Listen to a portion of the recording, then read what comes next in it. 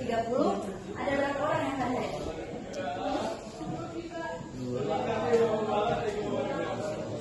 22. Hari ini tidak ada yang flu? Ya ada. Sakit kepala? Ngantuk? Minggu lalu belajar apa? Dari apa? Minggu lalu karya tulis? Dan sudah juga dipresentasikan. Bagaimana karya tulis ilmiah itu? Ada yang bisa menjawab? Apa itu karya tulis ilmiah?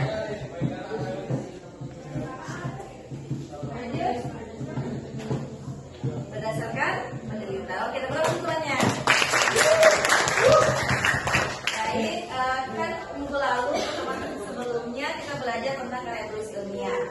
Pada hari ini kita akan belajar tentang mengidentifikasi unsur-unsur intrinsik dalam cerpen. Ada yang pernah dengar apa itu cerpen? Cerita pendek.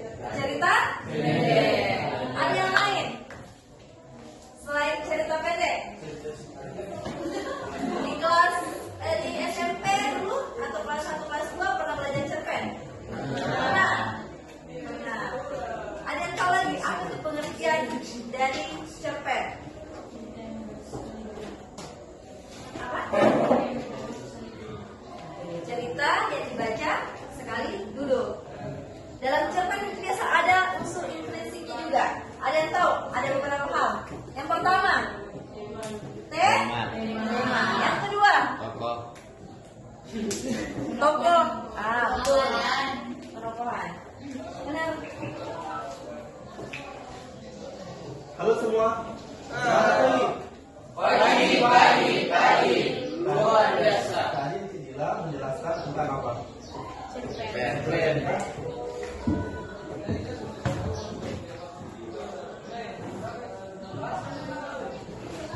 Cerpen terbagi atas dua unsur. Unsur apa? Intrinsik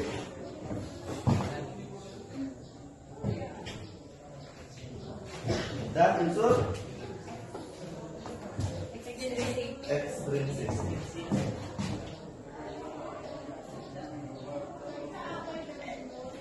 Ya, dalam cerpen itu ada dua unsur pembangun, intrinsik dan ekstrinsik. Tapi kali ini kita akan belajar tentang unsur intrinsik, menelaah unsur intrinsik. Yang pertama itu apa?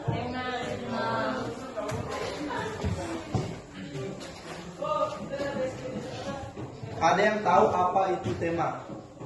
Siapa yang bisa menjelaskan? Ya. Siapa namanya dulu? Ya. Apa itu tema? Tema adalah gagasan utama atau ide pokok yang akan mempengaruhi alur cerita.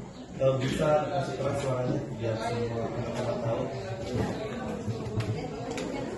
Tema adalah gagasan utama atau ide pokok yang akan mempengaruhi alur cerita. Ya. Tepuk tangan untuk. Terus yang kedua apa? Setelah tema apa? Tokoh.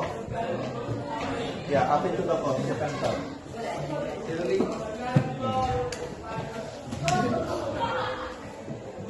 Tokoh utama dalam sebuah cerita terdapat dua jenis karakter utama berdasarkan perannya, yaitu yang pertama tokoh utama.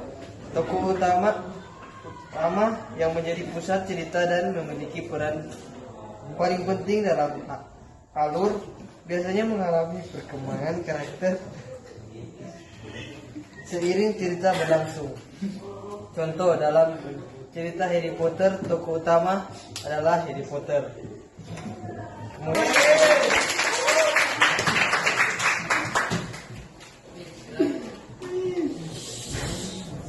terus yang ketiga apa?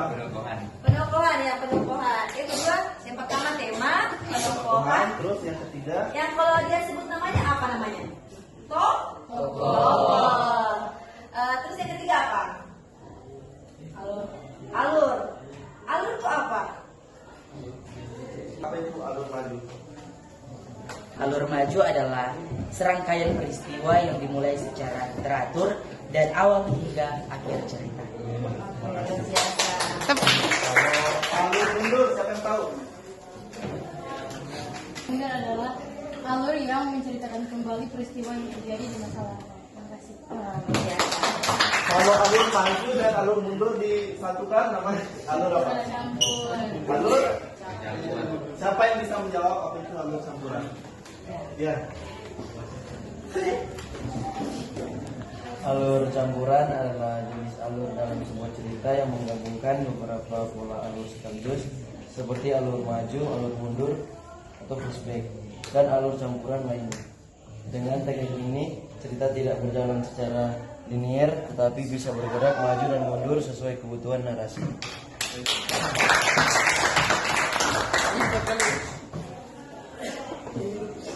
Sudah tema, penokohan, alur apa lagi? Gaya bahasa. Gaya bahasa. Ada latar. Luar biasa sekali. Ada latar.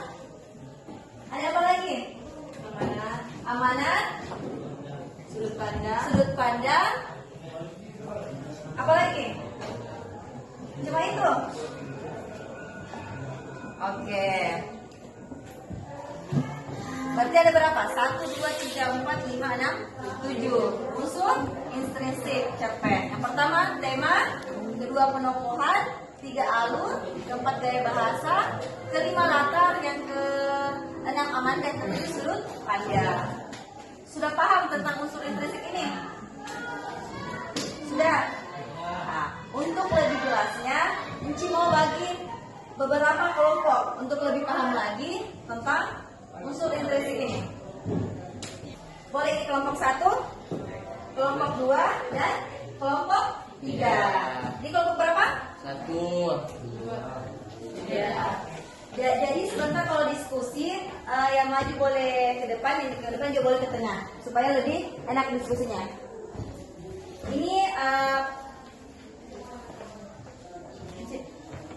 Ini ada barcode. Ini adalah barcode. Semua bawa HP. Nanti pakai kamera saja atau masuk di web, bisa scan ini. Di sini ada petunjuk tugasnya untuk kelompok masing-masing. Boleh? Oke. Silahkan.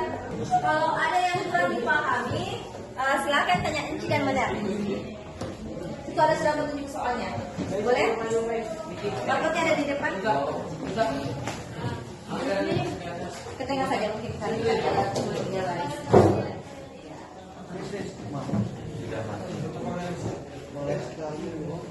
Ada yang bermasalah? Masuk semua?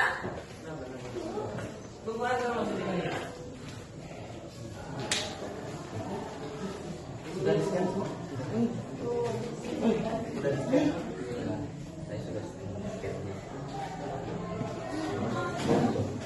Di situ semua memiliki cerpen. Apa judulnya? Jejak kehidupan di balik bayangan. Silakan. Kelompok 1. Kelompok 1 di sini mendiskusikan tentang tema, tokoh dan penokohan. Kelompok 2. Latar, Alur maju, alur mundur, dan alur campuran, dan sudut pandang. Oke. Yang ke kelompok 3. Gaya bahasa dan amanah. Oke. Jelas semua instruksinya? Oke. Sekarang kalian akan berdiskusi. Teman-temannya bisa maju. Yang di belakang itu loh. Silakan berdiskusi. Ada yang kurang dipahami, tanya Enci dan Benar. Kalian cari amanat, kami cari bahasa, gaya bahasanya ya.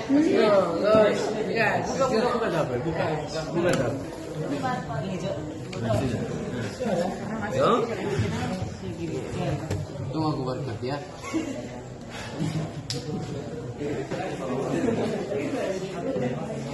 Selesai? Sudah? Kelompok 2 bagaimana? Sudah? Kelompok 3? Aman? Oke. Baik. Setelah diskusi ini, Enci mau dan Benar mau perwakilan satu orang satu kelompok untuk mempresentasikan hasil diskusi kalian. Boleh? Kelompok 2? Kelompok 1?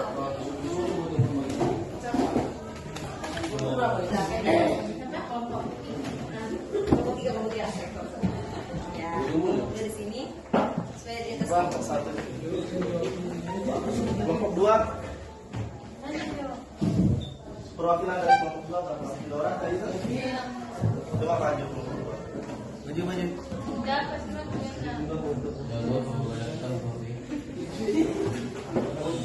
Oke. Kelompok 2. Topik utama dalam tema akan dijelaskan oleh teman di samping saya.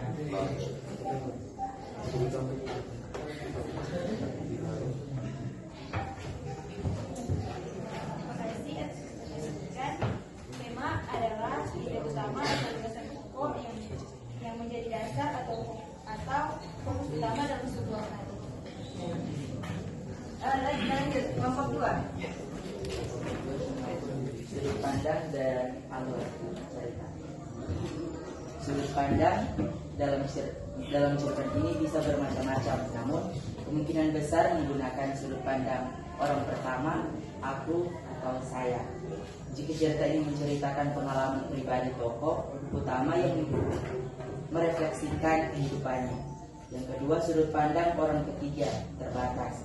Jika narator hanya mengetahui pemikiran dan perasaan atau tokoh utama dalam cerita. Yang ketiga, sudut pandang orang ketiga serba tahu. Jika narator mengetahui semua kejadian dan perasaan setiap tokoh.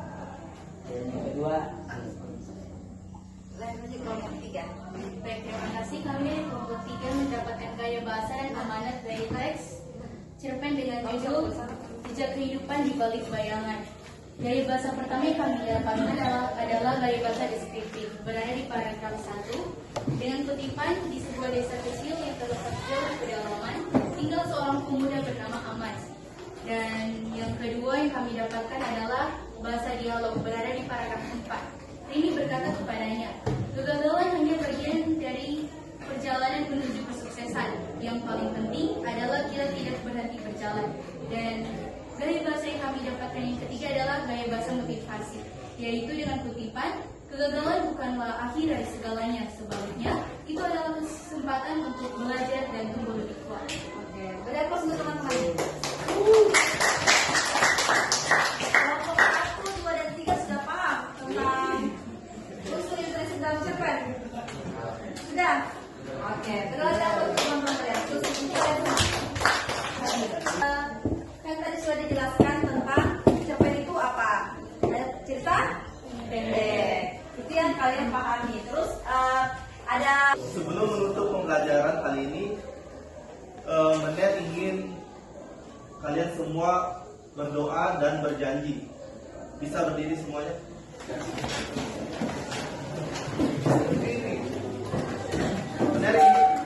Mendet ingin kalian berjanji 5 sampai 10 tahun ke depan kalian kembali ke sekolah ini dengan versi yang terbaik. Anak-anak, kita mulai.